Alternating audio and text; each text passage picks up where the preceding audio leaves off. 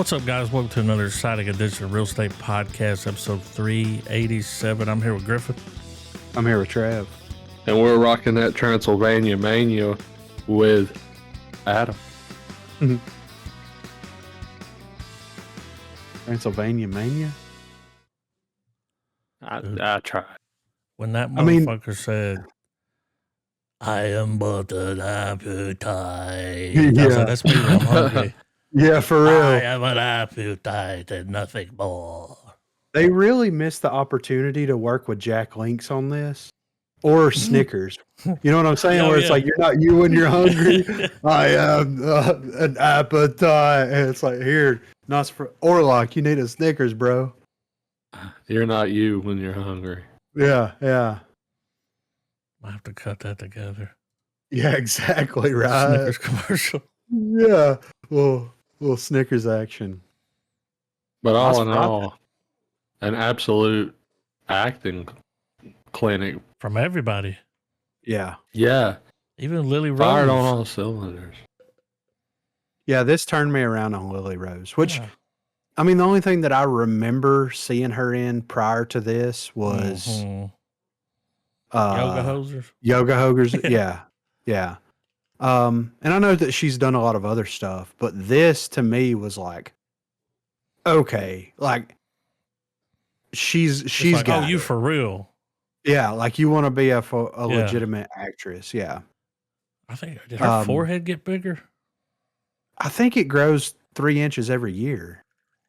That's what it looks like. Well, it's her hairline. Look at this picture right here.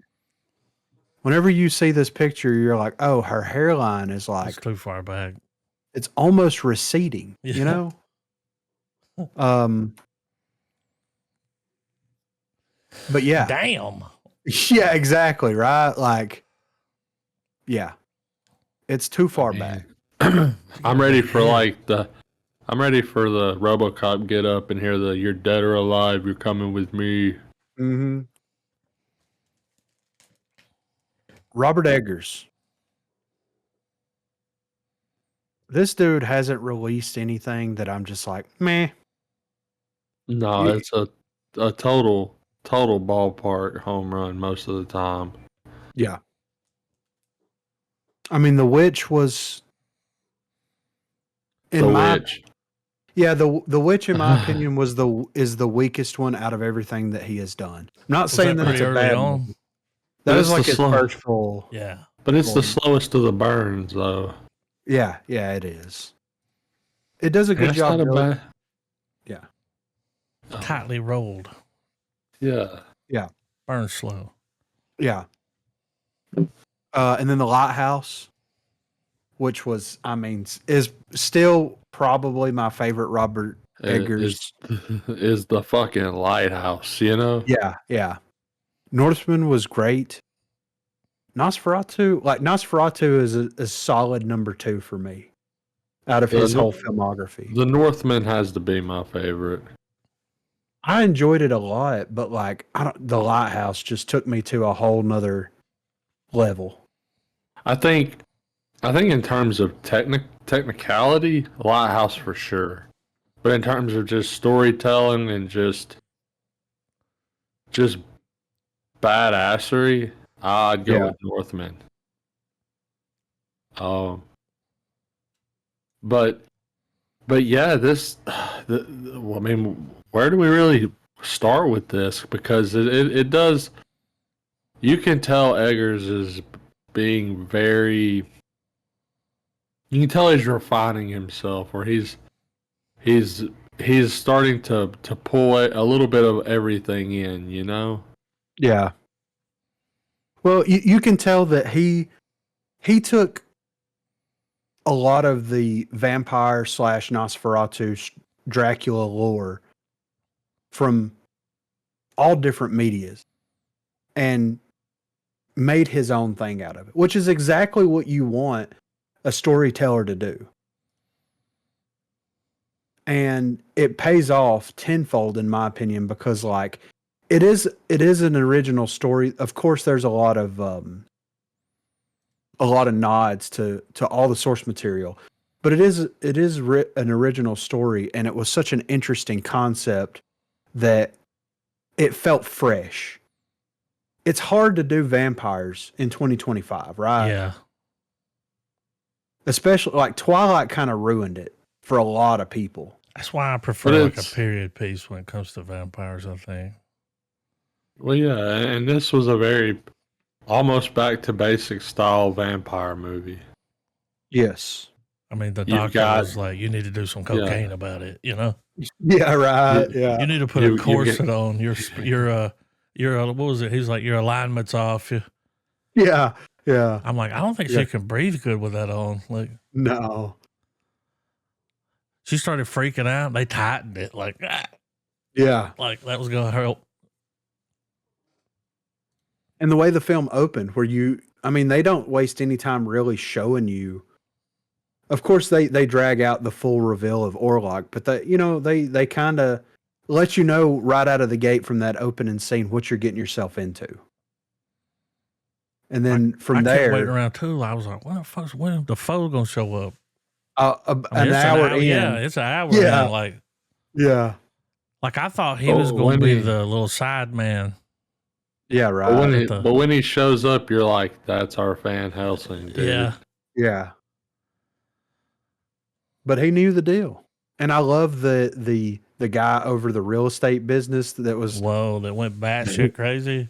Yeah, that was the Rensfield. Fucking Ozzy Osbourne, those fucking pigeons, like. Yeah. Oh yeah. When it showed him in that room naked with all them candles. Yeah. I was like, oh fuck, he's deep in it. Yeah. Yeah. He's deep. Yeah. There's no coming back. When they went there and he found his little shrine, he said, remove the rug. Yeah. Like, he knew there was going to be a damn pentagram on the floor. Yeah. God damn it with all the candles, you know? Yeah. And how bad did you feel for, Frederick Harding here, Aaron Taylor Johnson? Like, his wife gets the plague. His two daughters just get completely dropped. Right in front of him. Yeah, Orlok, and then he is like having a complete breakdown. He's like, I don't, and he's just trying to help everybody. Yeah. He's like, yeah, you can stay here until dude gets back. And yeah, you're sleepwalking Was and that like her freaking brother? out. Maybe. Well, her name, is changed in the movie because she's married to Thomas, but it seemed like they had, they knew each other. Like I thought maybe that's why she went to stay with him. Right. Yeah, possibly. I'm not 100% sure about that. I mean, but yeah, I felt bad for the dude. And then poor Nicholas, It is her he brother. shows. Okay, that makes sense. Yeah. I mean, now she was like, "You've always hated me." Yeah, because he was putting up with a lot. I was like, "This is not just a family friend here." I mean, he is like, "Whoa, yeah, this bitch has got to go." Yeah, he was like, "You look tired, my boy. Schnapps." Yeah, like, I want a fucking nap, dude. You got a nap on tap over here? Yeah.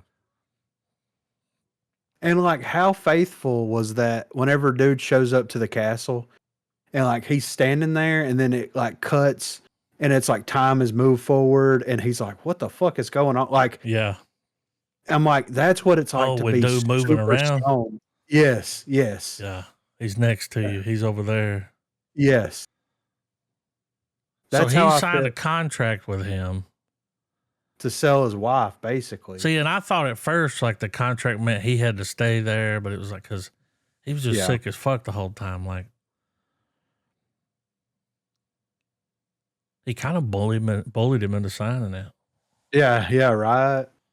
And then whenever he had the pen and everything to get ready to sign it, it's like the music crescendos. Everything's coming up, and then as soon as he signs it, it's like everything's fine for a minute, and then everything just goes to hell. Like. Yeah, he took one look at that contract. There was like a language of my forefathers, and I'm like, yeah, I don't know about that, bro. Yeah, where's that Google red box at the bottom looks weird. I don't know about that. Yeah, right.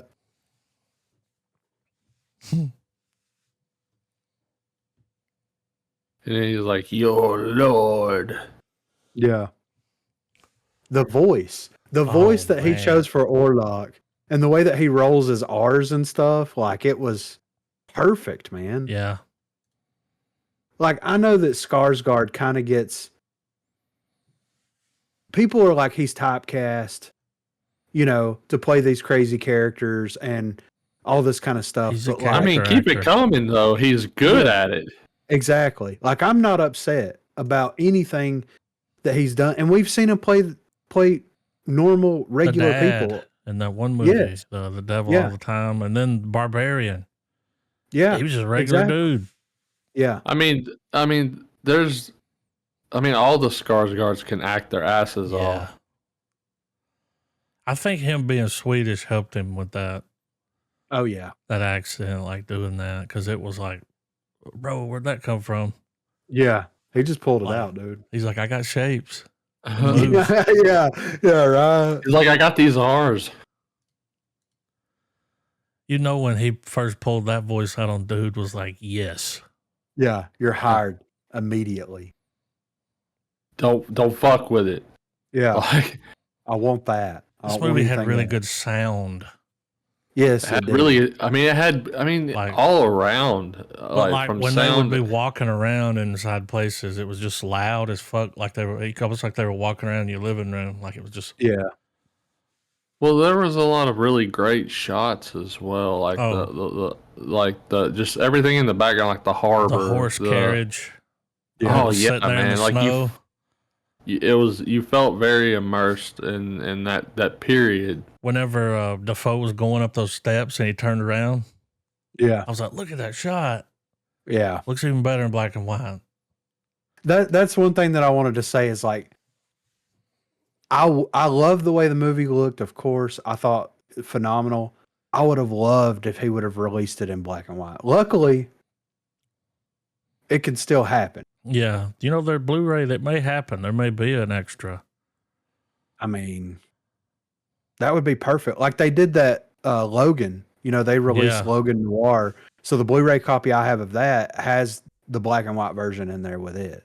But this movie is made because the way that he uses light and shadows, even in color films, he did it in The Northman.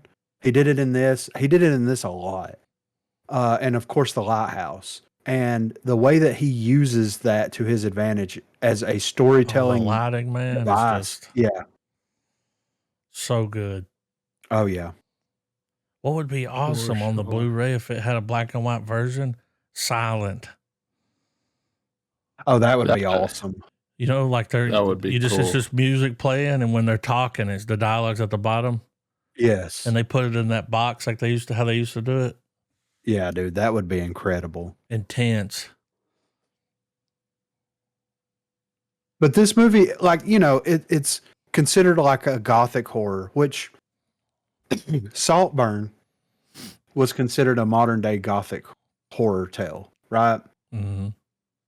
And I feel that with Saltburn, of course, modern day. But with this, like the gothic horror really shines through, and it shows that there's still stories that can be told. Well, what would you say defines gothic horror? Because the only thing that I can see the two having any relation is sex and death. Well, how it explains this one here, a gothic tale of obsession. That's kind of what was going on in Saltburn. He was obsessed with being in that family and, having that house. Like, Yeah. that dude he ruined an entire family. Yeah. Like, just to fucking have that house. Yeah. This guy ruined an entire village Yeah. just so he could have A that city. woman. The thing with the Yeah. rats were cool. Oh, yeah. I like how they worked in the plague. And they even brought in the Demeter. Oh, yeah, right. So it says the term Gothic fiction refers to a style of writing that is characterized by elements of fear, horror, death, and gloom, as well as romantic elements such as nature, individuality, and very high emotion. These emotions can include fear and suspense. So, Sex and death. Yeah, basically, sex and death. So Or yeah, that's the thing. romanticize. But I think it would be like romanticized. Yeah. Oh yeah. It's it's what it. I feel like my words are minced up here. It's what Twilight wanted to be, but Oh, like yeah. like complete overkill. To hell with the bedtime story edition. Like we're going into overdrive. Yeah. Yeah. And those movie those type of films always irk me because it's like you hear you hear almost taboo style things to one another or to the characters, yeah.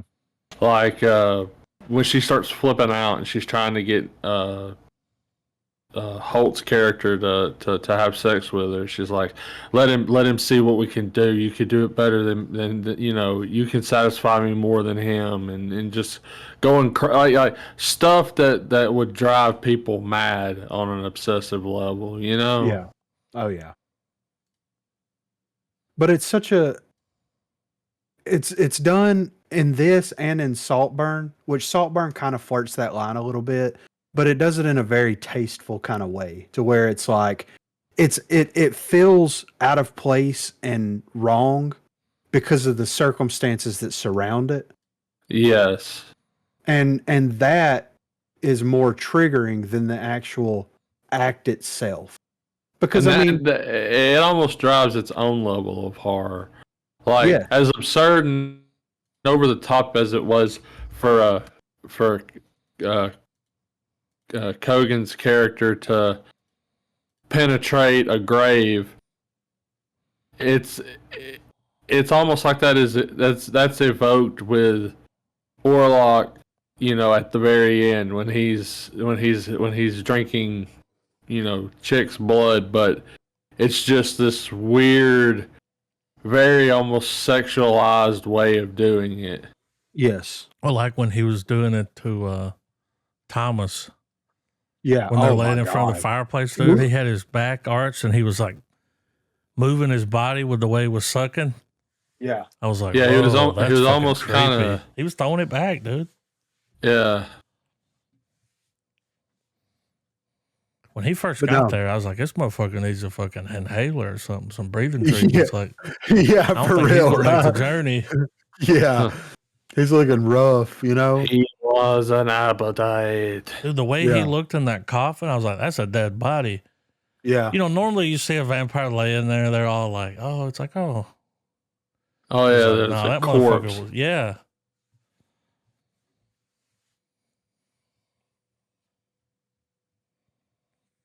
Yeah. I mean, hats off to Eggers and what he's been able to do. And he's, in my opinion, and this probably will be in the BC film world, this is going to try to be replicated. Do you guys think that this style of storytelling will gain any kind of traction? Because like when The Witch came out, there was a lot of stuff. There was a lot of films and stuff that tried to recreate what The Witch did. The Lighthouse and Northman, not so much because those were such weird Yeah, specifics. how do you do that? Yeah. Yeah, exactly. Yeah. Well, I think there's a market for obsessive tales, whether it's gothic horror or not. I think tales of obsession tend to be pretty timeless. Mm-hmm. I think like for instance, like with Black Swan, that's probably another example of the genre. Hey, oh, the neon demon, huh? Yeah. Eh? Elbow jab, elbow jab. Nah, I'm kidding. But it is an example. Maybe not the Yeah. best one, but it is. It's up there. It's so, and even like It Follows plays on that just a little bit. Yes. Yeah. So I don't think it's necessarily traction.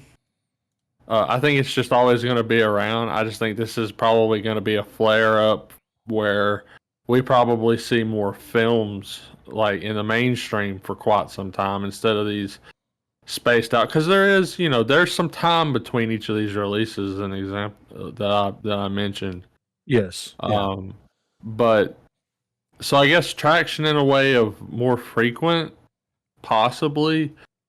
But I think the genre itself, or this top, at least some of the nuts and bolts of the storytelling, have always been around and will continue to be so. Do you think that this will cause a resurgence in vampire? I hope. Well, we've got a Yeah. trailer for a vampire movie, and we saw the trailer here a while back, like a teaser. It's called Sinners. Yes. And it's like where these people it's like almost hillbilly Dust Till Dawn.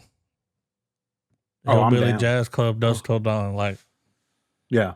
Well, it's almost like the only thing that the only take on vampires that hasn't been brushed on is that gritty, almost Rob Zombie-esque style, Yes.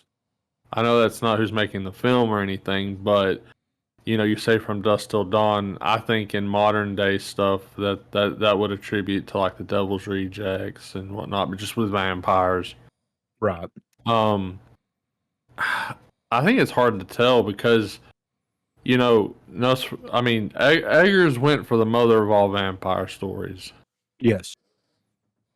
So you have, on the one hand, you have people that want to be up to the challenge, and we might get more inventive new ways of telling the vampire story. Like one movie that's not the greatest film ever, but I really enjoyed the world building that it did, was Daybreakers. Yes. yeah. I agree. I thought it was fantastic. I liked how they created a hierarchy of vampirism, like all of that stuff. Yeah. But then on the other hand, there's going to be people that's like, well, what's the point? Yeah. Well, I think what happened with vampire movies is kind of the same thing that happened with westerns, but because westerns were like pretty widely accepted by the majority of moviegoers at the time as, class A cinema, if you want to call it that. Yeah. Whereas But it denigrated into pulp, where there was just so much of it. Yes. And that's the thing with vampires is like you had, several mainstream vampire True releases. Blood. Yeah, and then it became B movies, C movies, Yeah. and series. And then once it crescendos with something like Twilight, it completely burns the entire audience out on the idea of vampires for a while. Real heavy love story. Which is Real like, heavy. and I've always had this argument. I have always had this argument that like Dracula, Nosferatu, all vampire stories, Yeah, all of them, they're at the center of that is a love story. for sure. There's always a chick. Yes, yes, exactly. And so me disliking Twilight doesn't have anything to It do was just too bubblegum, man. It was, exactly. and we like Robert Pattinson, but it was just that wasn't Yeah. for us. Yeah, But it's like that True Blood show. That was real kind of, right. Yeah. Well, it's where it's where how much romanticism do you shed light on in these stories? Right. And I think with tales like Vampire Diaries, with Twilight, the romanticism is, there's too much of it front and center.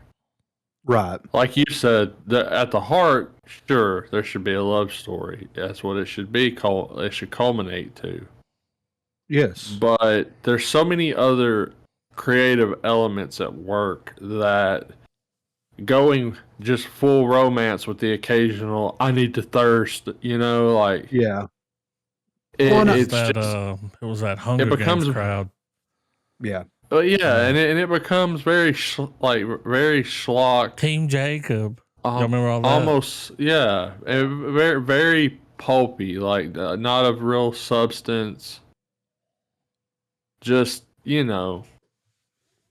vampires can go outside during the daytime Yeah. and they sparkle. well, I would really hope, and I know we're getting a sequel and all this other crap, but a movie like this would absolutely prime audiences for a faithful rendition of I Am Legend, Yes, I agree. which we still do not have and will probably never get, especially now. You need somebody like Eggers to come along and do it. I Like, mean, yeah, and I mean, we need the tragedy of The being whole film alone in the buff. world, and but still, just for the majority of the film, being a total badass. Yeah. Like it's driving like a madness almost type film. 'Cause, Like like- we've got the there was a lot of shit that was in Omega Man that was not in I Am Legend. oh yeah. A lot. A lot. And even I'll even go as far as to say the last thing that was close to being a faithful telling of I Am Legend was The Last Man on Earth with Vincent Price. Yeah. That was about the closest, and that was Long time very ago. long time. Yeah. There's, I mean, it's That might time be public for domain. Like, Yeah. time for a fresh coat of paint on that story, and it can be done. And I think that I would love Nosferatu to be able to pave the way for that, because I think that where we have the vampire film as a whole, we're going to keep getting the movie that's the Dracula archetype, and that's Yes. fine, and I'm here for it. But on the flip side, that's also going to mean we're going to have our almost action horror vampirism, where almost like Day Shift. Yeah. But it's just run and gun and vampires, or you have the cerebral type storytelling, like because I think at the end of the day, I Am Legend was a very cerebral book. I think it dealt a lot with the psychology of being alone, and the psychology of realizing that the way you thought the world worked wasn't the way the world worked at all. Yeah. And how you could take the concept of a vampire and a virus, the outbreaks and stuff like that, and kind of flip it on its head a little bit. Yeah. I'm not necessarily trying to just drive it in, I Am Legend talk for 30 minutes or anything, but with what you were asking earlier, that's definitely a type of movie I would love to see have a fighting chance now because of Nosferatu. Yeah.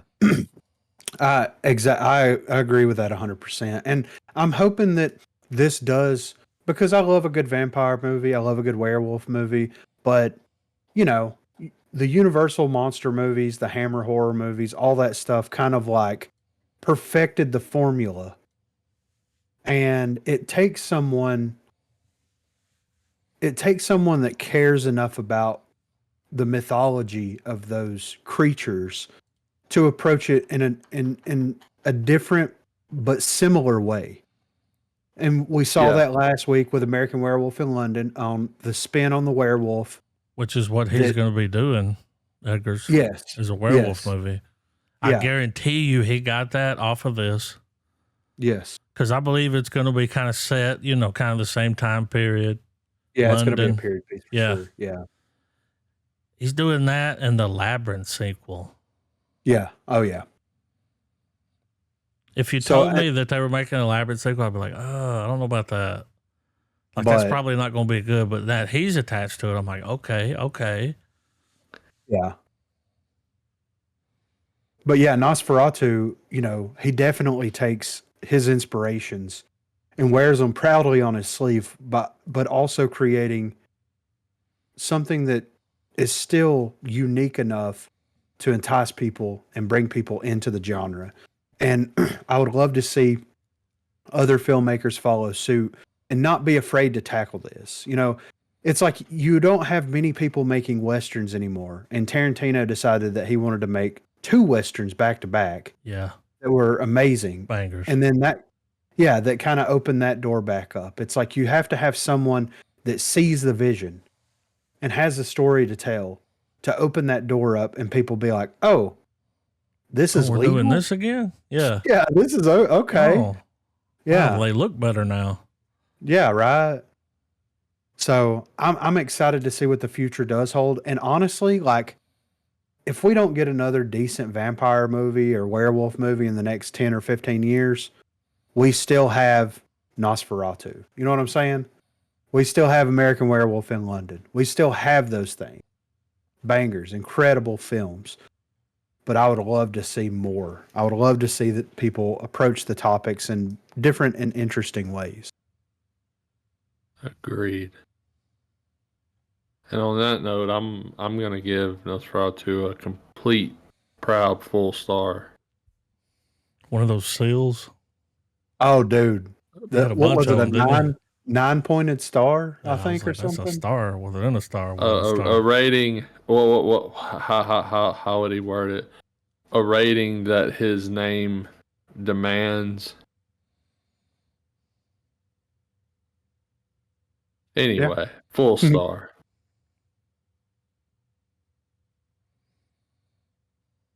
Yeah, I'm going full I mean, star. I got to call this scene out in the movie where the hand went across the city. Oh, Yes. That was cool as fuck.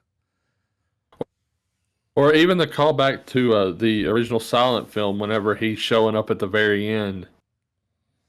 Oh, he And even did you the see thing it- with the hands. Yes. When he came out of there, one turn sideways, like I I'm like, "Look, dude, imagine- y'all, you can get in the bed with it, but you got to put them fucking eagle talons up. Like, I imagine he was listening to Ghost as he was writing this movie.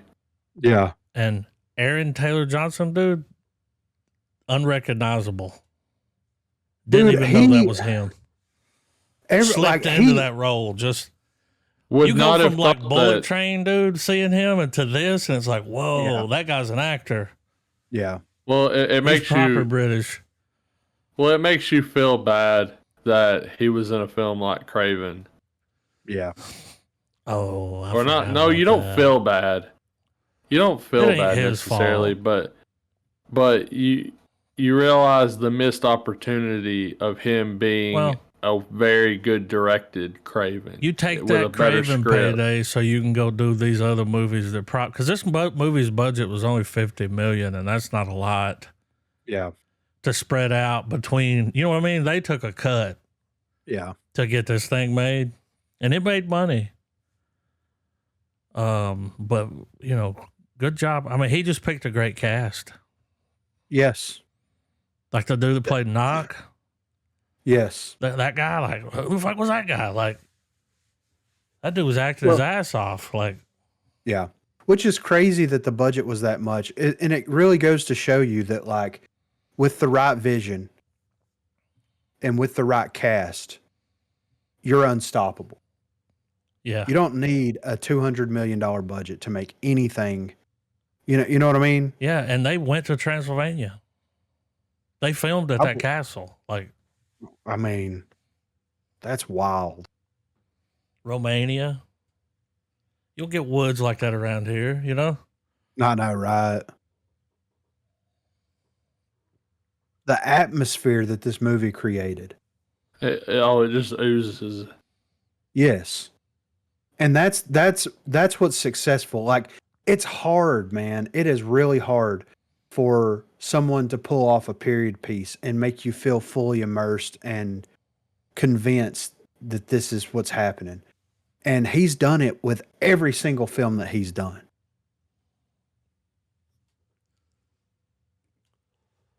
So I can't wait. And like, speaking of that gets into our movie news here, because I do have these 2 articles that Adam was mentioning earlier. So Nosferatu has given Robert Eggers a lot to celebrate. The 2024 horror remake starring Skarsgård, Lily Rose Depp, and Nicholas Hoult became the director's highest-grossing movie following its impressive Christmas week release, and has since gone on to gross $90 million domestically and $156 million worldwide.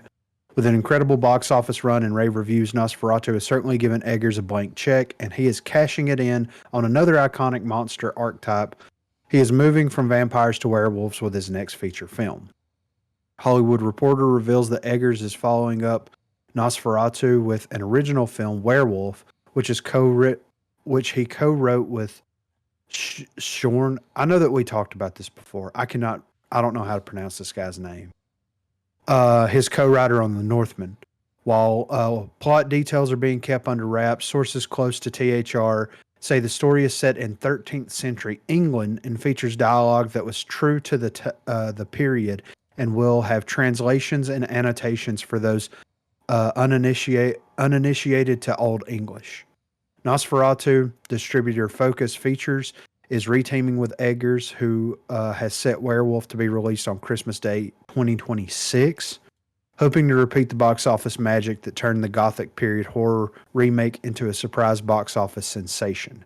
However, unlike Nosferatu and Wolfman, Werewolf won't seemingly be based on a classic film or iconic property.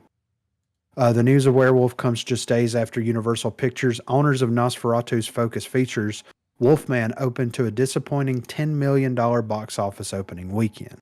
Like Universal Pictures, suffered box office and critical flops with Dracula-inspired films like Renfield and The Last Voyage of the Demeter in 2023, Focus Features came to save the day with Nosferatu. While no cast has been announced for Werewolf, given Eggers' past work, one can expect a talented ensemble and likely a role for Willem Dafoe. Yes, put him in everything, please. I can't wait for this to come out. And it's going to be coming out next year, right? 2026, December. So, okay. I mean, Yeah. mark it down. Yeah. It's funny Put it because on. dude was in Renfield. The guy played Thomas Yeah.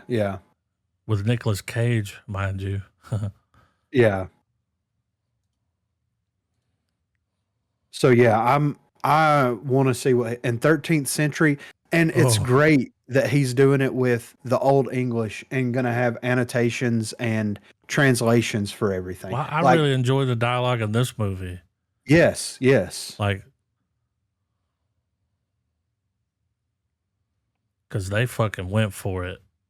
yes, they did. Like, he was like, there'll be no YOLOs here. Yeah, right. So yeah, dude, like, give me more of that.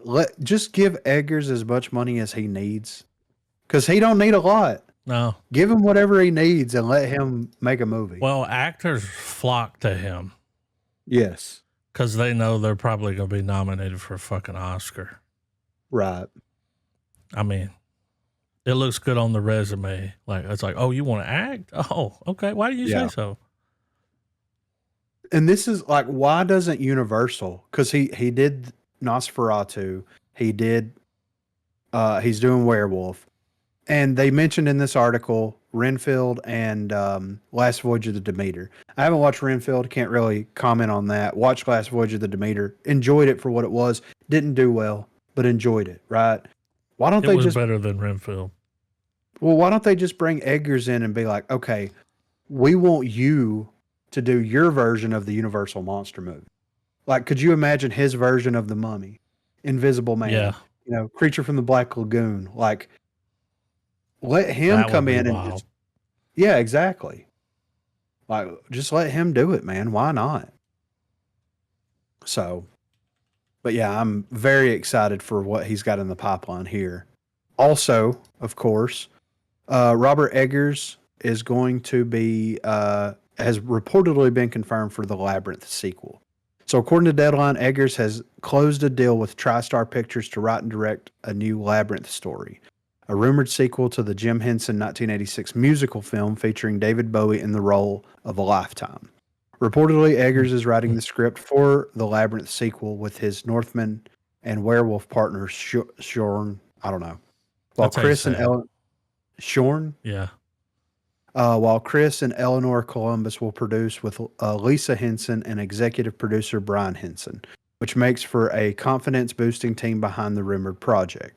While the horror filmmaker hasn't confirmed the deal himself, he also hasn't denied the exciting rumors, which have given fans of the Henson classic unbridled hope. However, it likely won't come to fruition for a while, as Eggers' focus is confirmed to be on his next project tackling another iconic horror monster. Let him do it. Yeah, exactly, right? Give I him mean- the kitchen, bro. I haven't watched Labyrinth in so long that if I watched it now, it would be like watching it for Yeah. the first time. I mean, it's been Yeah. maybe like 20 years. I don't know. It's been a long time. It might be longer than that, man. It might be 30 years since I've seen that movie. I mean, I was been a a while. kid. Yes. Yeah. So yeah, it would be like watching it for the first time again. Yeah. But and here's the thing. This Labyrinth thing is going to either make or break him as a director on taking other properties, whether it be film, book, etc., and trying to create either a follow-up or a faithful adaptation of it. Because if the Labyrinth movie doesn't do well, because he's kind of stepping outside of his wheelhouse. Well, to like do this. Nosferatu, that's the first one. Yeah. I mean, there's other versions of that, but this one's bigger. Yes. I Yeah. mean, this is Disney dollars, right? So yeah. So, and like with Nosferatu, there's a lot of liberties that can be taken with that story because it's always been adapted in different ways whenever anybody's tackled it. Whereas you've got a hardcore, they're older now, but there's a very hardcore dedicated fan base for Labyrinth. for sure. And they're also going to want it to appeal to like younger people. Exactly, So- right. You got to get both of those right. Yeah. So this is going to be a make it or break it type situation for him. And hopefully it's going to be good, but hopefully the audience will receive it well, you know? Yeah. So I have no doubts in my mind that it's going to be good, but yeah, I'm interested to see it. And I mean, I would have to watch the first Labyrinth movie before I watch the follow up. Cause That's it why, has been when so it long. comes out, we should, Yeah, we for gotta do 'em sure. both. I mean, hell, I remember David Bowie's package. Yeah, right. The puppet, Yeah. we all saw a lot growing up. Oh yeah. Always go check on him whenever I'm there. Yeah, me too. Make sure he's still okay, you Yeah, know? they still got him. Yeah. Look at Oh, him. his fingers falling off. Yeah, somebody needs to dust this fool, you know? Yeah. So speaking of horror directors, another new reboot of survival horror franchise enlists a barbaric filmmaker. So appropriately, the Resident Evil franchise just refuses to die, even after several critical and financial disasters in the last several years. Now it looks like a new take on the zombie virus saga is on the way from Barbarian director Zach Kreger, who will write and direct the latest entry in the survival horror franchise, which is the subject of a fierce bidding war, according to the Hollywood Reporter. Resident Evil came a long way since its first appearance as a PlayStation game in the 1990s, spawning several game sequels, a successful but panned movie franchise starring Mila Jovovich, and a number of anime movies. The live-action franchise appeared to come to an end with Resident Evil: The Final Chapter in 2016. However, horror movies with The Final Chapter as a subtitle rarely live up to the promise, and no one believed that this was the last time Resident Evil would be adapted. That came in 2021's Welcome to Raccoon City, one of the only entries to faithfully adapt the original video games, which still failed to impress critics, but was appreciated by those who played the first Resident Evil games almost 3 decades earlier. Following this, Resident Evil was revived again in a Netflix TV series, which enlisted a talented cast, including the late Lance Reddick. Scored higher than the movies with critics, but was a massive disappointment to audiences and was canceled after a single season. The Resident Evil games were originally set in a creepy old mansion in the surrounding area of Raccoon City. However, over the course of the series, the storylines have expanded into some very different areas, leaving behind the original premise to deliver something less repetitive. While Kreger's Resident Evil movie could have chosen to adapt one of these later stories, it seems he will instead be rehashing the same old story once again. As per the Hollywood Reporter's article, the new movie will, quote, take the title back to its horror roots and be more faithful to the initial games. This would probably have been exciting news a decade ago after Mila Jovovich movies chose to take select characters and monsters from the games and develop a completely new and mostly unrelated story around them. However, 2021's Welcome to Raccoon City not only delivered something that remained faithful to the first game of the franchise, but even inserted several cutscenes from the games directly into it. This makes the decision for the new movie to seemingly follow suit a little questionable. But Kreger seriously impressed with Barbarian, so he could be the one to finally deliver a Resident Evil movie that redeems several misfires. Before Kreger can get his claws into the Resident Evil franchise, he will be releasing a new movie, Weapons, in cinemas on January the 16th, 2026, which has been called, quote, a multi and interrelated story horror epic that tonally is in the vein of Magnolia. That makes me want to see that movie that much more, like what? But I mean, thoughts on Zach Kreger? They keep trying. I mean, you think he'll be able to nail it? Somebody's going to do it. So, well, this is the question that popped up in my mind because I saw this article the other day and I sent it to you guys. And Resident Evil is one of those games where the story works very, very well in video game form because you have a lot of time in that world to explore the things that you need to explore. You find documents, you talk to other characters in the game. It's, the games aren't necessarily long, but there's a lot of content that builds the tension and suspense in the game. Story. Yes. So is that one of these franchises that is just inevitably never going to be able to translate correctly onto the big screen? Well, it's got to be a show because, what's The Last of Us? Yeah, you're right. I mean, it's pretty much the same shit, kind of, right? In a way, yeah. But it kind of works as a show. But, I mean, they just had that show, but, they canceled after one season or something like. Yeah. But if you had the right person. Yeah. They're just trying to do too much. Yeah, I agree. Focus on one, just get one good. What it was they had a good run back in the day, made a bunch of money off of it, and they're like, we know there's money here. And it's like, yeah, there's money here. But you keep putting these half-ass projects out. Yeah. I'm excited. This guy's attached to it. Yeah, absolutely.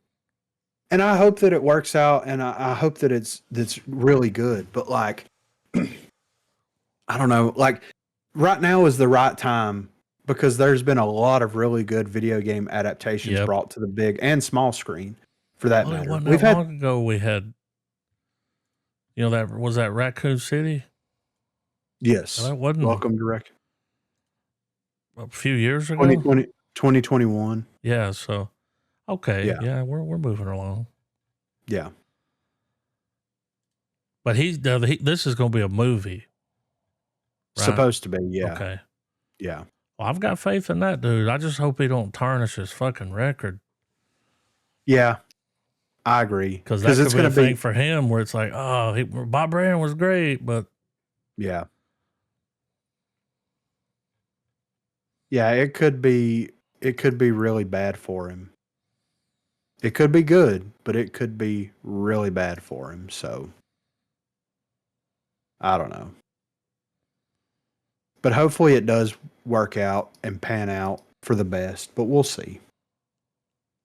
Speaking of something that Kevin Costner wants to pan out, he's reportedly looking to Netflix to bail out his Horizon dream. So Kevin Costner's Horizon has finally landed a U.S. premiere at the Santa Barbara International Film Festival in February, but that doesn't mean that the future of the franchise beyond that point is now certain. In fact, with Costner's funds having reportedly run dry, Chapter 3 is currently stalled with no guarantee of continuing unless the director can get more cash together. For that, he is reportedly hoping for a Netflix handout. So while Costner has already committed a reported $100 million of his own money to the project, along with additional funds being provided by other individual backers, the poor performance of Chapter 1 in cinemas did not exactly bathe the franchise in glory as a good investment. But it looks like the first movie's recent strong performance on Netflix, which followed a chart-topping appearance on Max, has given Costner hope of bringing the streaming giant on board to help him complete his 4-movie plan. According to Life and Style, which is the most random thing, Life and Style, a source who has worked on Horizon with Costner explained that the idea that Western Saga's mastermind is not fazed by everything that has been happening with the movie is ridiculous, as he is feeling the pressure very much. They said Kevin is good at projecting calm, experience, and generally level head. But behind the scenes, the whole Horizon project has been stressful to him financially, physically, and even intellectually. Kevin Costner's Horizon was originally planned as a streaming TV series until the incredible success of Yellowstone and the riches it brought the actor led him to pivoting to the big screen venture instead, which was kind of a mistake.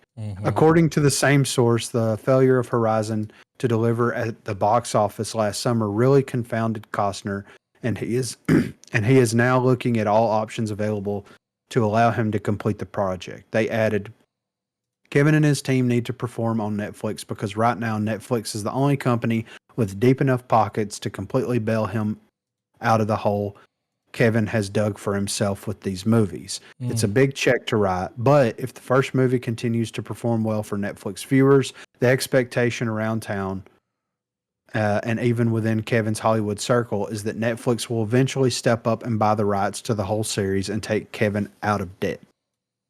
Of course, this is a long way from a certainty. Horizon Chapter 2 will likely receive a theatrical release sometime in the next 6 months, and with the first movie having now been seen by millions in their own homes, more people could be inclined to venture out into cinemas to catch the second part of on the big screen. If the new installment is a runaway success, then things could all change overnight. If it continues to struggle like Chapter 1, then Costner could indeed be reliant on the suggested intervention of Netflix to stop his Western dream from becoming a nightmare. If only there was something he could have done to make a little more money. I know, right? Maybe finish the fucking last season of Yellowstone, you dickhead. Like he was banking what it was, dude. That Yellowstone. I didn't watch all the show. I saw that last little end in there. Watched it with my granddad. Hopefully all the stuff before that was better. I'll say that. Yeah. Because that was just like, ooh, what a bad ending. Right. But he was banking because Yellowstone was just such a huge show. It was huge. Yeah. He was like, all those people are going to come watch this movie in the theater. Yeah. No. Well, there's too much drama around the Yellowstone stuff. That's what that show is. It's a fucking soap opera, dude. Yeah. It's a soap opera. The whole format. Like the way it's shot, everything about it, like there'd be a little bit of action. Every fucking episode, if somebody got kicked by a horse, like it's always something. Yeah. It's like it's a fucking soap opera, like. Yeah. But there was a lot of drama, and I think a lot of the fans were like kind of butthurt. Yeah. It's like, dude, like we blew you up again. Yeah. And you gonna bail on the show? But he was like, I'm gonna go off and make, what the fuck was he smoking? He's on that Delta 8, dude. He was like, I'm going to go off and make this. Yeah. All these people are going to fucking come watch this shit. And I'm going to make a killing. And now his ass he ain't going broke. No. It's just the money that he set aside. Yeah. He's a little cocky, man. Yeah. I watched some interviews with him and I was like, whoa, he thinks he's a real cowboy now. Right. Like he bought a fucking ranch. Yeah. and lives on it, you know. And I'm like, you're not him, dude. You're not that guy, pal. Yeah. You're Right. Kevin Costner. Yeah. You don't really dance with wolves, dude. Nah, dude. You're living in Waterworld, buddy. Yeah. Yeah, something else you fucked up, you know? Yeah. Right. They'll Yeah, bail him out, but he's going to lose money. Oh, for sure. He lose money. Yeah. And the thing is if Netflix buys him out, if Netflix buys the property, then they're going to want to continue milking it. Is he going to be attached, or is he just going to tuck his tail? Is he going to dick off like he did with fucking Yellowstone? Yeah, exactly. And then why would I want to watch it? Yeah. He's kind of the main character. Yeah. So I don't know, man. He should have kept it on TV. He should have kept it as a series. He should have got to deal with Paramount. Yes. It's like your audience is already there. They're already watching. And what it was how they did, you know, that Yellowstone went back, did all the prequel shit, which is real close to what this is. Yes. And he was like, they're going to love it. I'm going to do my own prequel. And it's like, yeah, but it's in the theater. Like, people were watching this at home. Well, and it was 3 hours long. Yeah. Right? 3.5 hours. It was ridiculous. If they put that on Netflix, they need to bust that up into chapters. Yeah. Just bust it up like they did the Hateful Eight. Yes. And do the other one too. Drop it all. Yeah. And bust it up into chapters. It'll be like a show. Exactly. Exactly. So, I mean, he should have done that because, I mean, we watched the first Horizon movie and I was not satisfied whatsoever. No. Because there's so much. What I thought it was going to be. Yeah, exactly. Too much going on. Yes. And no payoff. None, dude. Like, when it got to the middle of that, it's like, so y'all just stopped shooting? Yeah. Like, right, what was this, a season finale? Like, yeah. What a cliffhanger. You can't do that in a movie. No, dude, it doesn't work the same. Somebody got to die or something. Like, yeah, for sure. Something got to happen. Yeah. To make me be like, I have to see the next part. Yes. And it wasn't right now. I'm still going to watch it, but I'm not over here like, can't wait for that to come out. Hell, I fucking just lost track of it. Like, yeah. Wasn't even worried about it. Like, it'll come out when it comes out. Yeah. My grandfather didn't even like it. He was bored the whole time, and that's, you know. Yeah. It's like, that's your audience over here, buddy. Like, yeah, exactly. Yeah. So he really fucked up by leaving that show. Yeah. He really did. And they shit on him. Yeah. Well, hopefully the Horizon stuff will pan out for him and Netflix will come in and save the day. But like at the end of the day, once everything's all said and done, I mean, it's a Western. Oh, yeah. I mean, and I know that we were talking about that earlier with like saturating the market and everything, but like it's not anything that we haven't seen before. Django was something that we hadn't seen before. Hateful Eight was something that we hadn't seen before. Yeah, you know, both cuts. Yes. So with this specifically, it's something that you could legitimately turn on and watch 5 seasons. It was like, Cowboys and Indians. Okay. Yes. Yeah. Snakes. Yeah, we got snakes. We already got snakes. Yeah. Sometimes they're on planes. Like, yeah. Here's the problem, though. Now the cat's out the bag, though. You don't want to go into that deal with Netflix like, I'm broke. Because they're like, oh, you're broke, huh? Now we got you by the balls, dude. But I will say his pride is so fucking like high that he'll get what he wants. Yeah. He might recoup what he put in it. But that's going to be it. He ain't going to make nothing. Right. But I mean, that's not just a little bit of money, you know? Like, I know, right? $100 million. I mean, dude, it's like you should have got Robert Eggers to direct it. Exactly, right? So I don't know, man. I'm not excited for the sequel, but you know, I'll watch it. But yeah, like you said, I'm not. No. This is the first I've heard of it. Yet. Yeah. So last up here, Tarantino's final movie hits another hurdle. It's not enticing to me.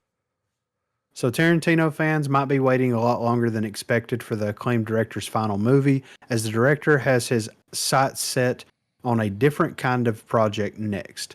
Tarantino's last film, Once Upon a Time in Hollywood, was released back in 2019 and starred DiCaprio, Pitt, and Margot Robbie. Last year, fans thought Tarantino was making progress on his 11th and final movie, titled The Movie Critic, but the director revealed he had scrapped that idea and is now starting again. But during an appearance at Sundance Film Festival, it might be some years before Tarantino picks up a camera again, and he's currently way too preoccupied being a dad. I'm in no hurry. I'm in no hurry to actually jump Yeah. into production. Tarantino said as the collective heart of his fans sunk. I've been doing that for 30 years. While some may be upset, the director has a good and heartwarming reason for not wanting to commit to a movie for a few years. He continued, "Next month, my son turns 5. and I have and I have a 2.5-year-old daughter. When I'm in America, I'm writing. When I'm in Israel, I'm an Abba, which means father. The idea of jumping on a voyage when they're too young to understand it is not enticing to me."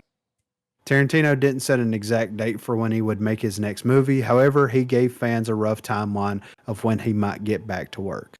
I kind of want to do it. I kind of want to not do whatever movie I end up doing until my son is at least 6. The director continued. That way he'll know what's going on. He'll be there and it will be a memory for the rest of his life. His daughter, however, is already such a genius. She'll just get it. Showed a little favoritism there, right? I didn't know he had 2 kids. Yeah. I mean, look, man, I get it. Sure. I mean, I get it. Let him cook. I mean, hell, why not? You know? Well, he's there's something he's got that he's working on. He wants to do a play.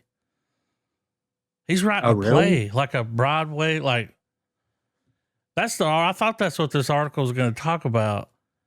But he was talking about he's writing a play and he's going to do like a stage play. Because I thought this quote was going to be there. When I saw this quote, I heard it in his voice. He was talking about doing this play, and he was like, I mean, if it's a big fucking smash hit, I'm going to make it a movie, you know? But it's only if it's a fucking hit. Like, yeah. He's also doing the hell out of that podcast now. Okay. That video archive with, what's that guy's name? I can't think of his name. Roger Avery. That's it. You know, him and that guy, they worked there together at Archive, and he bought Video Archive, and the tapes that they watch are the tapes from Video Archive. Oh, that's awesome. That is cool. Yeah. Oh, and awesome. if you these motherfuckers, you want to listen to a movie podcast, goddamn, like, he's like, the fucking cigarettes, man. The fucking camera, you know? Like, whenever Roger gets a word in, that's Tarantino's podcast. Right. I got a lot of things to say. Yeah. I love whenever he gets wound up like, and he like grits his teeth and breathes in. And another thing. He almost goes into this like autistic state. You know what I mean? Like, yeah. He's like, oh, his tism showing. Yeah. It's a fucking smash hit, man. I'll fucking do it, okay? Like, I saw that quote though, and I was like, he would say that. Yeah. But yeah, dude, let him cook. Fuck it. I mean, he says that his next movie is going to be his last. Who the hell knows if that's true or not? Well, and he's, like he said, he may do some stuff in between. It could be TV, it could be a play, like. Yeah. And he may change his mind. I mean, he may go through a midlife crisis and be like, I'm fucking Scorsese, you know, like. Yeah. I need to create. Yeah. It's like, all right. What the fuck am I going to do when I fucking retire? Like. Yeah. You know, Tarantino doesn't fucking retire, man. Like. Yeah. Tarantino is forever. Like hanging out with him is gotta be wild. Yeah, yeah. He's like, let's talk about me, okay? It's like that's what we always do, man. I'm here for it.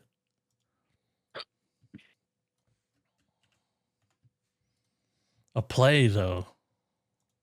I mean, I'd go see it, you know? Yeah. Let's see if it'll play that. Yep. because it's a red band. Sometimes Yeah, I'm they ready don't for. play red bands. Yeah, I'm ready for trailers though, man. I scrounged up a few.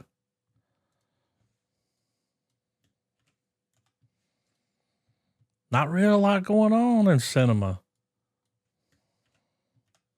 Yeah. Other than them Well, moving to, Texas, yeah. Oh that yeah, film dude. credit. And this is one thing I wanted to touch on real quick before we get to trailers. I just thought about it, and we kind of talked about it last night a little bit. But like the current projections for Cap 4 is not looking good. They're estimating it to gross less than the Marvels did. I think a lot of it. There's been some clips going around online that people are kind of upset with. Yeah. Have you seen these clips Yes. Yeah. where he was like, "It's not." I don't really think of it as like Captain America. Like it's just everybody. It's like, but Yeah. but it Yeah. is Captain America. Yeah. Like he I'm wants hope. to include everyone. Everybody wants a cap. It's like, Yeah. yeah, but this is Captain America. Yeah. You can't change that. Like, dude, stop talking. I like you, Yeah. Yeah. I'm hoping that it does well. I'm hoping that it's good. But it doesn't show a lot of faith the fact that they are releasing it in February. Yeah, that's not a good month to be released. Yeah. And I mean that That's already doo-doo month. there's been some surprises like the first Black Panther movie was released in February. And it was a surprise hit, So So is Deadpool. yeah, exactly. So I mean that curse doesn't always exist, but like the These- Well, curse normally that just means the studio doesn't have a lot of faith. yeah, So right. they picked that month because Well, it's a slow month. Like, not a lot's coming out. When I think of a Captain America film, I think of like July summer blockbuster. Yeah, 4th Oh, of yeah. July, America. Yeah. That's really rubbed people the wrong way, him saying that, dude. That's all over Twitter. And I mean, look at what Brie Larson was Like- saying whenever she was doing promotional work for Marvels and all that stuff, I know what he's doing. He's trying to get some brownie points. Yeah. But it's like, bro, brownie points don't buy fucking movie tickets. Yeah, exactly. Like, Like, you'll get the next job, but Yeah. I mean, look at the Acolyte, brownie points don't get viewers or high praise. So, but hopefully it'll be good. I want to go check it out in theaters, but Same. I want to go to Regal so I can get that Red Hulk skin, but that's a whole different story, That's what y'all are talking about. Okay. Yeah, so Regal Cinemas has a promotion going on right now that if you go and watch Cap 4, then you somehow get a Red Hulk skin and a bunch of other Did stuff you scan the movie ticket? for Marvel Rivals. So, really, you just need a movie ticket from a Regal Cinema. Even if you couldn't go there, you could go online and purchase a matinee ticket. Yeah. And scan that fucking ticket. Right. So, and that's what they were talking about last night. Something like, because somebody had said something about like, it has to be scanned at the movie theater in order for it to redeem. Yeah. Or something like that. So I don't know. That's different. Yeah. So I don't know how that works. I'm going to look a little bit more into it, but I want to go watch it. But to be honest, if we look at the Marvel movies that are releasing this year, I'm more excited about Thunderbolts. Because like it has more of that tone that I'm looking for. Hero team. Yeah, it's the hero team. It looks like a silly good time. They're the misfits of the Marvel world and all this kind of stuff. And like, don't get me wrong, Winter Soldier is like one of my favorite Marvel movies. And I want more of like that espionage spy thriller stuff that was happening. But the trailers for Cap 4 didn't really convey that. No. It just looked like more of the show. Well, like that movie, Olympus Has Fallen or whatever, where they're attacking the White Yeah, House. that's That's exactly what it. what.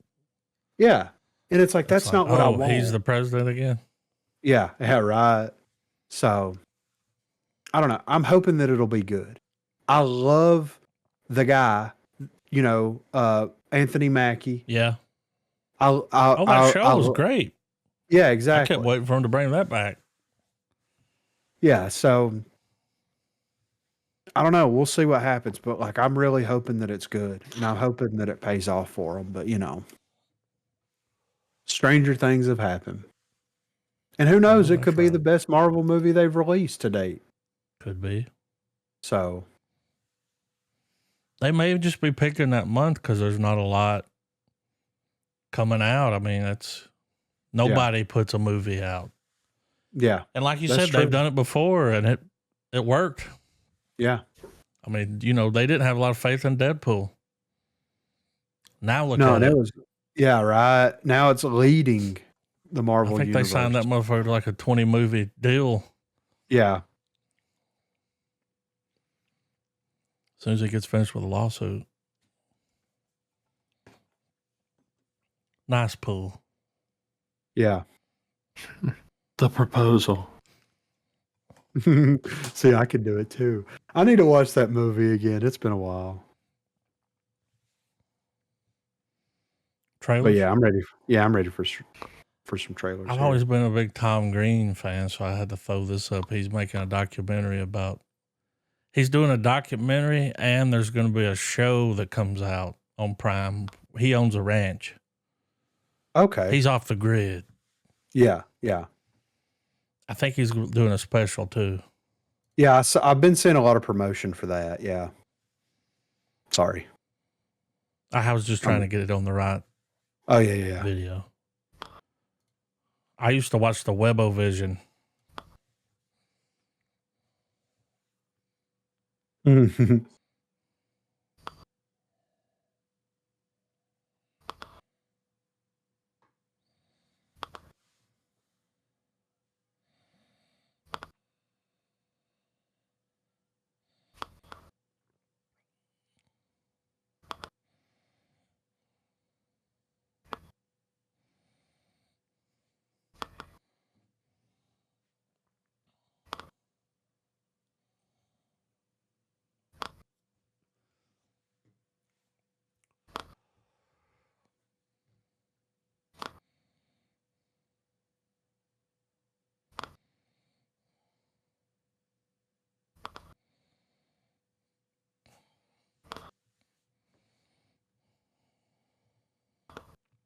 I mean, I kind of want to check that Oh, I'll out. definitely be watching that Yeah. and the show.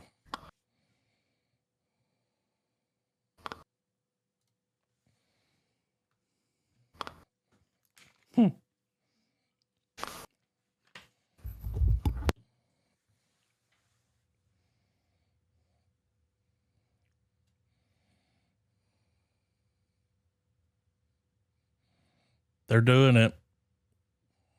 I mean, A lot of Bible stuff coming out. yeah. I mean, Trump got elected. Yeah, I mean, the press secretary was wearing a cross today. A big one. House of David, though? It just made me think of like Game of Thrones, House of Dragons. Like, Yeah.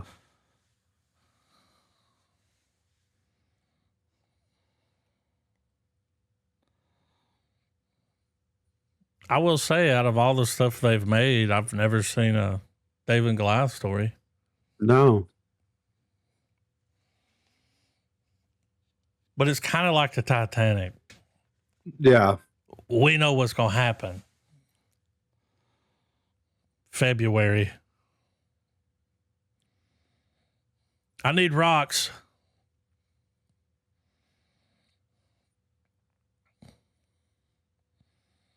I wonder who's going to play Goliath. Is it the Mountain?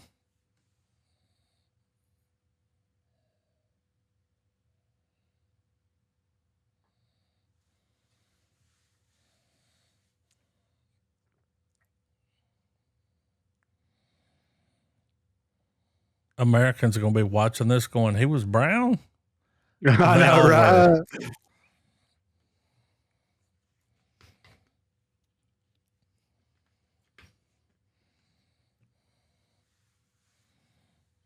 I mean, this Game of Thrones is fuck.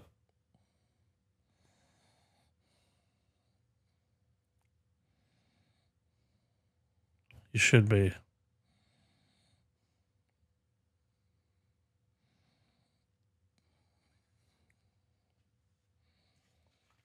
That motherfucker had a pitchfork.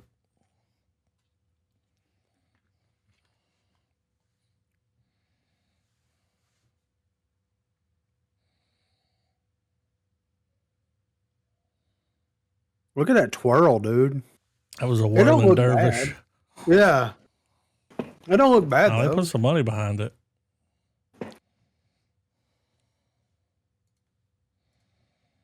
No. We got a teaser. Oh, I can't wait for this to come out. Oh, yeah, this is going to be great. They're teasing us, though.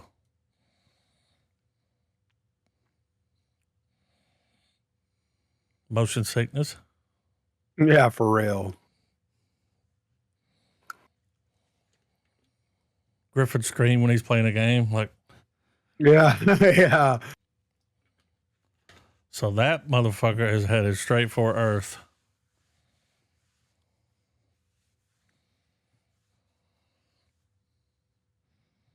I'm hoping it's good. Yeah.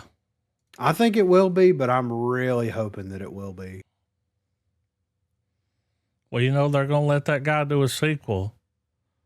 Yeah. And now he's kind of got free range. He's like, we're going into uncharted waters territory. Yeah. Like, Right. now we can kind of break off that we've locked into the main story.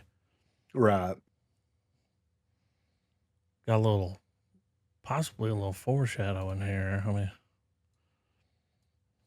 we got a cyber attack movie.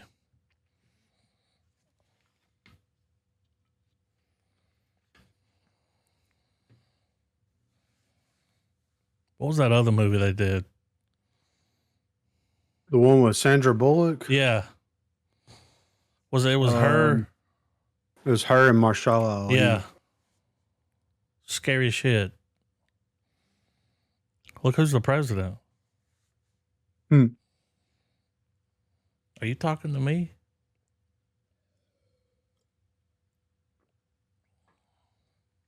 Every time I see him, I think, I have nipples, Greg. Can you milk me? Mhm.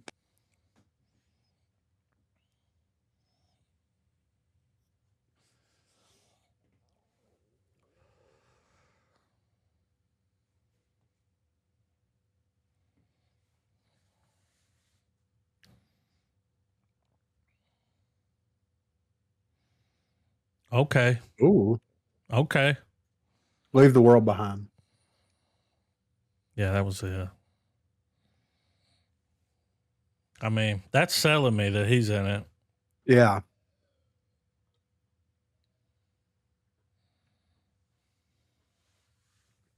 Coulson.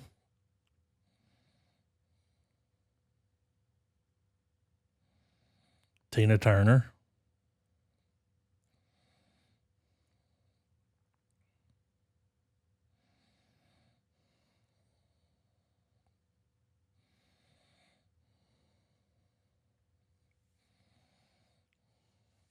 Gloom and Doom.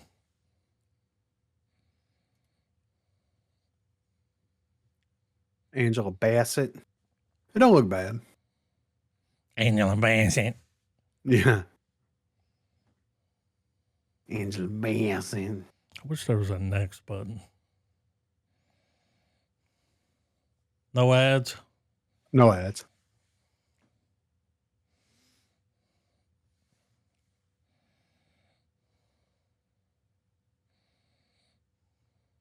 Mm-hmm.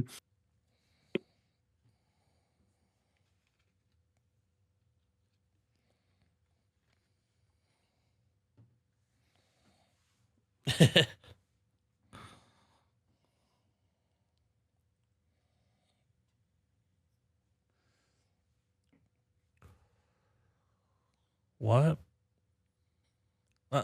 Mm.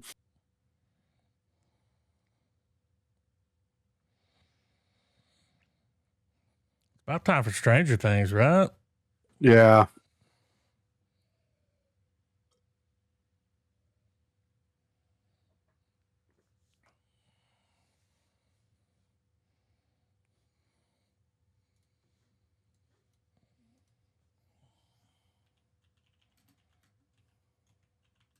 Mhm.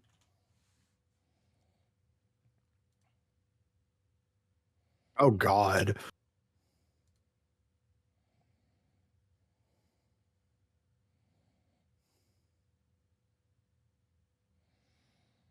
So that guy that it just showed, Yeah.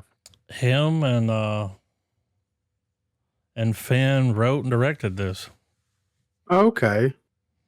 Interesting.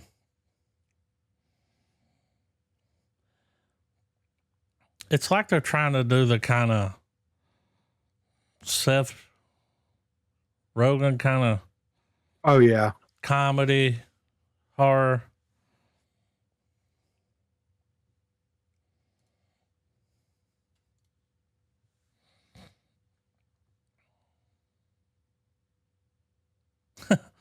Mm.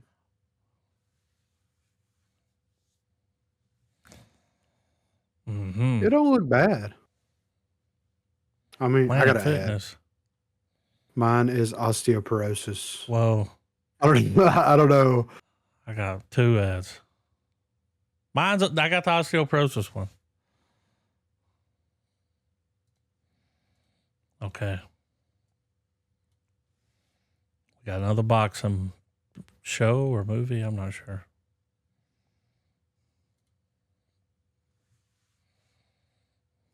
It.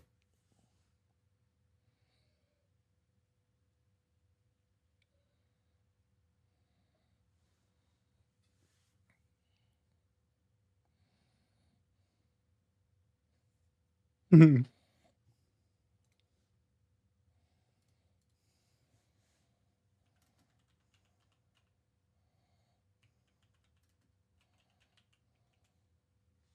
Queen of the 40 Elephants.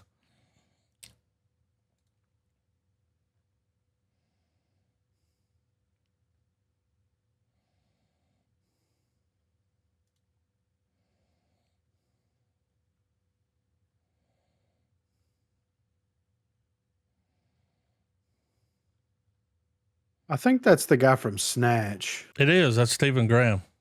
Yeah. Yeah. Great actor. He's also in that Venom movie we just watched. Yeah. He doesn't look like he's aged though. You know, No, like he looks the really. same.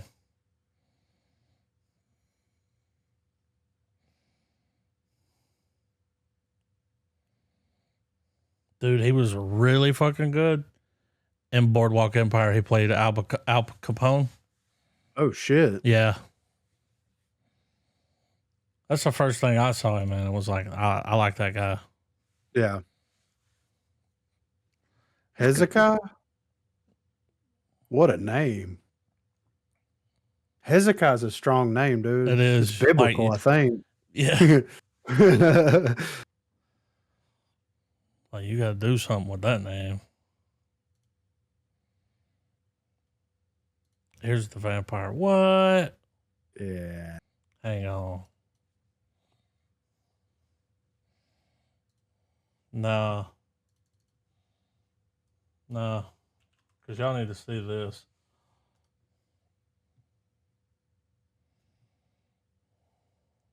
What about you? It's got Michael B. Jordan. Let me put it.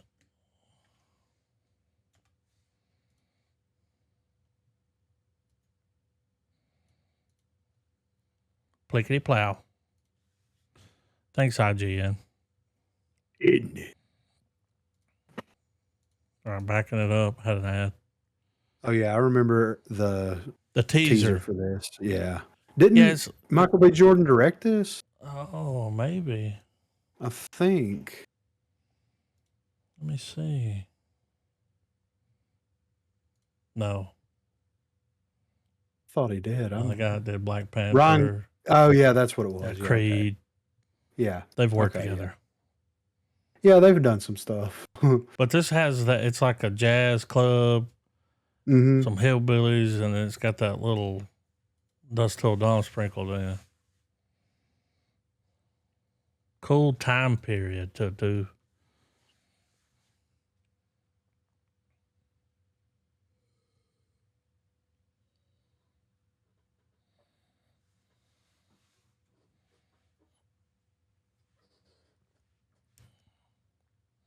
Okay.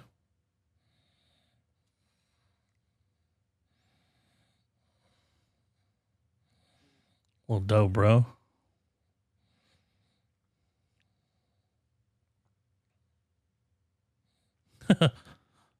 No, that's right.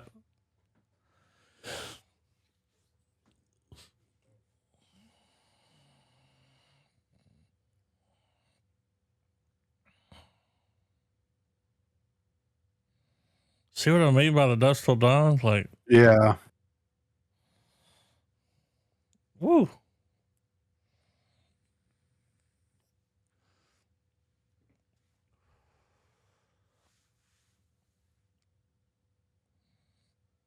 Put it in the trailer. Okay.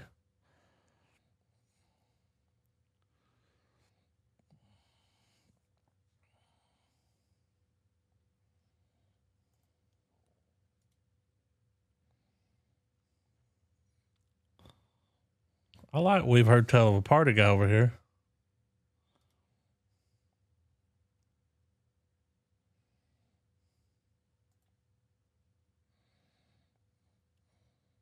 Oh, they're the vampires.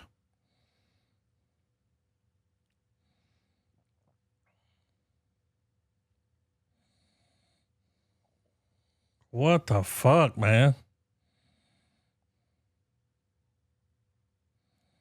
Oh, she might be one.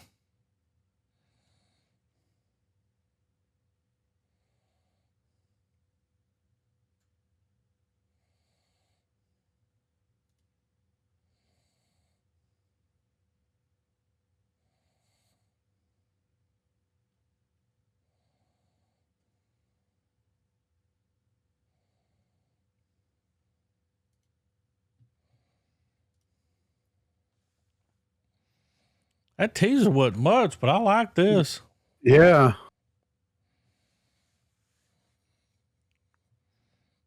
Got the chick from Lovecraft Country. Yeah, he's okay. That's a cool shot. Jack Nicholson, The Shining.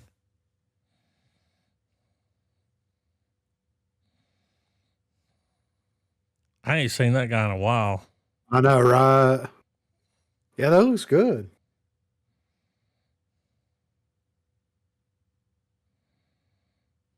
I'm definitely down to. Oh, I can't wait to see this. I've heard a lot about this trailer, but I haven't watched it yet. I haven't either. Got our boy in it. This is the guy that did Parasite. Yeah. Forgot that. Okay. I'm excited for this. Yeah. It's wild that it's Plan B that's doing it.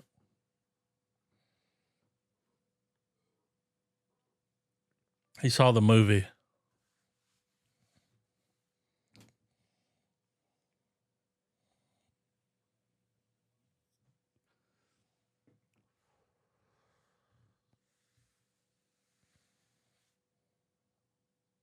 Nerd.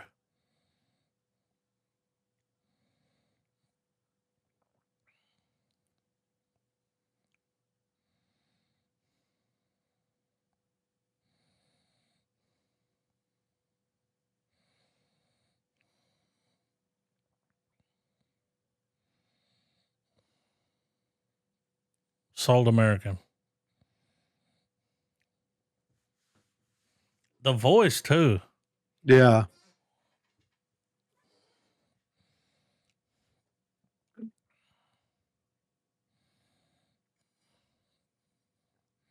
Sucks.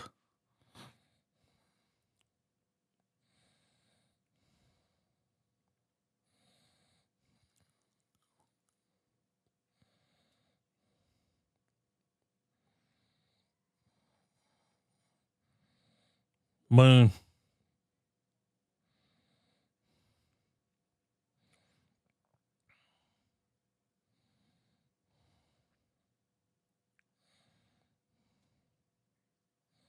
Mhm.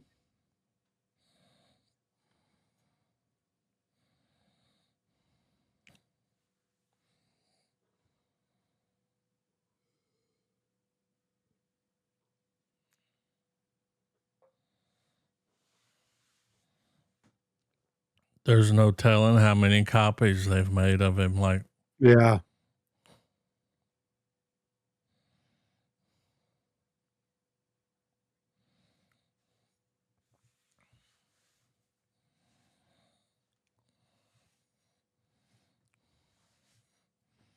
I'm guessing the one we're following is possibly the 17th version.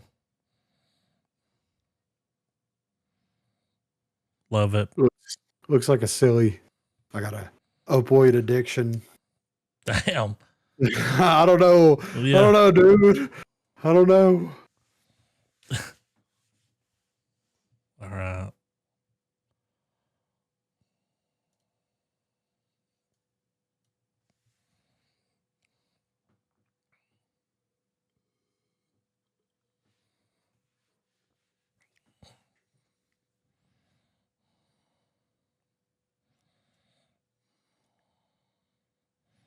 Watch this. This is all I had to see. And I was like, yep.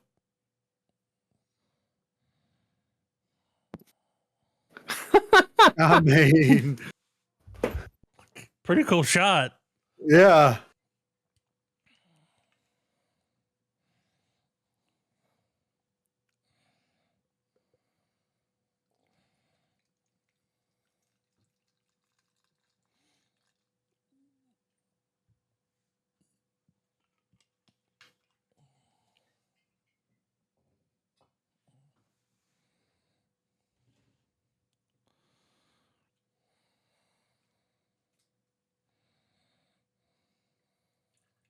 Hmm.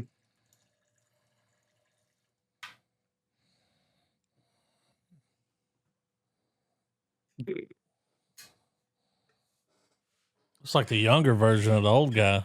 Yeah. It's always some badass old dude. They had to show that again. That's how cool that was.